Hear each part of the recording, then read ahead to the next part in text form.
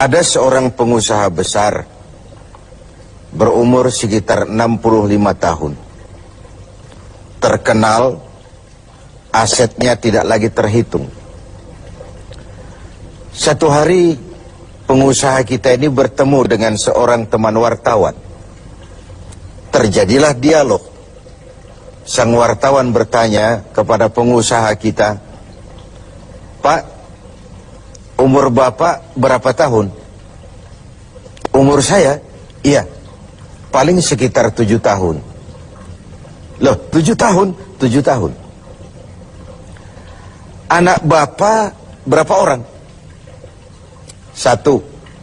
"Satu saja?" "Satu saja." "Harta Bapak berapa banyak?" "Ya, paling sekitar 10 sampai 15 juta rupiah saja." Teman wartawan berkata, "Pak, kenapa Bapak berdusta? Bapak orang terkenal, pengusaha besar, punya biografi. Kami tahu umur Bapak 65 tahun. Kenapa Bapak bilang 7 tahun? Anak Bapak pun banyak. Kenapa cuma bilang 1? Harta Bapak, aset sudah tidak ternilai. Kenapa Bapak bilang cuma 10 sampai 15 juta rupiah saja?" Senyum agak getir, sang pengusaha menjawab, "Kau benar, Nak.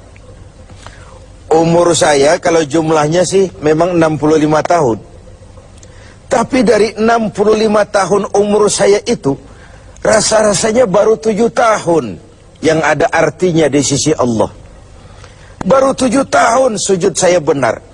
Baru 7 tahun saya laksanakan perintahnya, saya tinggalkan larangannya. Sisa umur yang lain habis kelabu warnanya, penuh dosa dan keingkaran. Saya katakan umur saya coba 7 tahun. Anak, kau juga tahu anak saya banyak. Tapi dari sekian banyak anak ini, rasanya cuma 1 yang akan jadi buah hati, belahan jantung, pelanjut cerita, penerus sejarah, anak soleh yang akan mendoakan orang tuanya. Yang lain susah diurus anak saya itu." "Oh gitu toh." "Iya." "Mengenai harta, Pak, kau juga benar. Harta saya, aset saya sudah sulit dihitung lah. Pabrik di mana-mana, di tiap bank hampir ada deposito saya. Tapi dari sekian banyak harta itu yang saya ingat, baru sekitar 10 sampai 15 juta yang saya belanjakan di jalan Allah. Saya sumbangkan masjid, saya bantu pesantren, saya bantu yatim piatu. Dan itu yang akan jadi milik saya yang sebenarnya, yang akan saya bawa menghadap Allah, saya bawa ke alam kubur. Yang lain akan jadi rebutan ahli waris sesudahnya." Jangan-jangan orang tua tadi adalah kita-kita ini. Jangan-jangan kita-kita ini adalah orang tua tadi. Tapi yang pasti, jangan sampailah kita seperti orang tua tadi itu.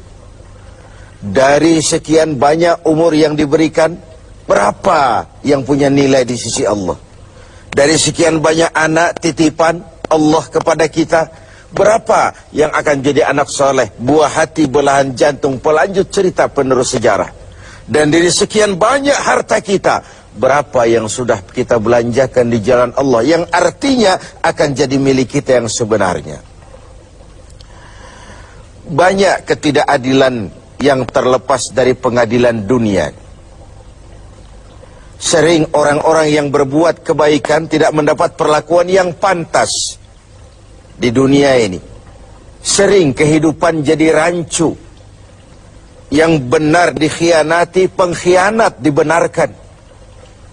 Yang tuntunan dijadikan tontonan, yang tontonan malah dijadikan tuntunan. Untunglah ada akhirat. Bukan sekedar melepas diri dari ketidakberadayaan kita menghadapi sistem, tapi cermin bahwa tidak satu ketidakadilan yang bagaimanapun kecilnya yang terlepas dari pengadilan dunia akan terlepas juga di pengadilan akhirat nanti. Inilah keadilan. Karena itu pada jumpa kali ini saya ingin menyampaikan sebuah hadis tentang apa yang harus kita pertanggungjawabkan di hadapan Qadhi Rabbul Jalil nanti. Sebuah hadis